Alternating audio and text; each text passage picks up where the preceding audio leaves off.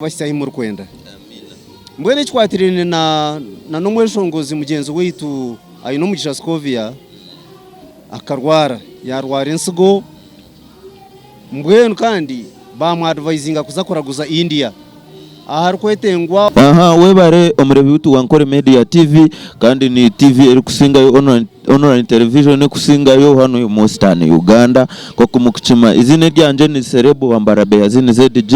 kandi nimba nikorana of Savage DM Swagano wariko ari on production na noko mu control room zitari kutambuze kintu kujango ni audio kwe otirebe rizoba a press conference of course hariho Omweshongozi wa man ningashi omwe Omweshongozi wabandi bijere bakureberaho kandi oburire njiri munonga kashomesa abantu omukuru Geoffrey Baingana twakwakira ari NKORE Media mwebare aba NKORE Media baiteke mu kwekora nacyo nekindate tumanya no mai twarugire kamuhambire konka nimba sima abumbura umuntu ujye kumurukora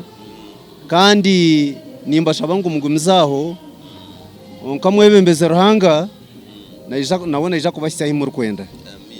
Mbwene twatirine na ngu Mweshongozi mugenzi witu ayino mugisha Scovia akarwara yarwara insigo. Mbwene kandi bamwadvisinga kuzakoraguza India ahari kwetengwa obusente nyingi munonga miliyoni nka 15 kandi zatine kandi zatakuteka ngo nayaguze byayina nazo zizakurgamu konka abwayi n'abantu obwayi nogoro kutureba obwayi n'abantu obwayi na ruhango wahiguru nibiza kubasika esente neja kuzitunga naija kuza India naraguza narahandi konka ruhanga neja kutwasa nareba ngo yagenda yaraguza. Twagaruka anshonga yitu nkabeshongozi nko Mweshongozi mugenzi witu ekizibu nkecho kikamuhikaho itu nkabeshongozi ningashimwe nkabeshongozi nimbasa mutakumuyamba nimanya ubumwe nosha tikujango buryo umwe narije konka ntubasa kuyamba tuta Scovia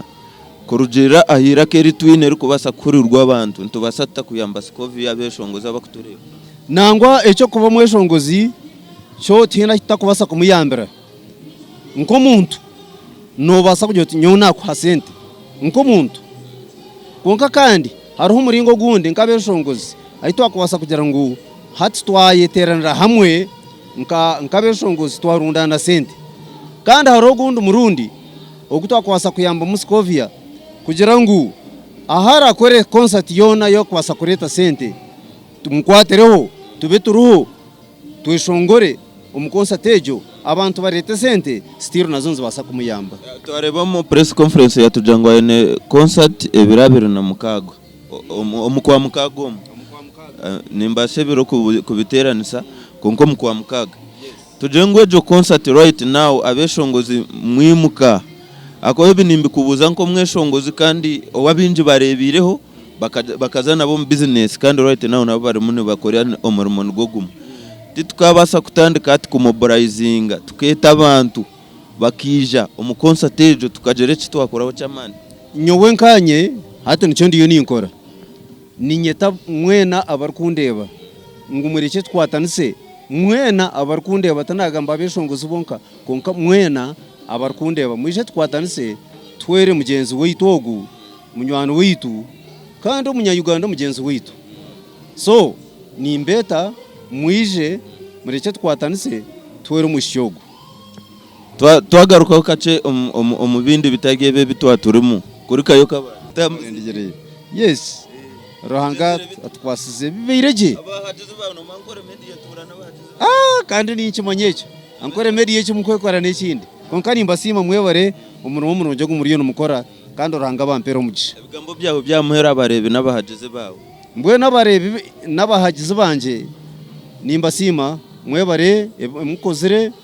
nimba sima abo bahagize umutweire na munonga Beshongozi kandi nipatichara nyowe nko muntu nimba sima kandi okushara munonga kusima kwanje nukuzaha NKORE Media abo murumunonji ogum promotinga itwe abeshongozi ntubasima kandi ntubashabira ruhanga baherezo mugisha. Amina webare muri Beazine ze DJ Serebo wambara nanye na Geoffrey bingana ka turya press conference yo kugira ngo save Scovia ayino mugisha akuba akarwara insigo kana yitage sente zuka miliyoni 15 buyambe bwona ubwo kubasa kuboyine enamba zese munizi banizitambura hansa ha video yeji no basa kubusindikaho ninga short contacting tukwereka umuntu aho kubasa kurabiramo nubwo kukira Geoffrey bingana nabasa kusya obuhwezi bwawe aho kubasa kubutwara abwa ruhanga ni angari yanje mukama nakora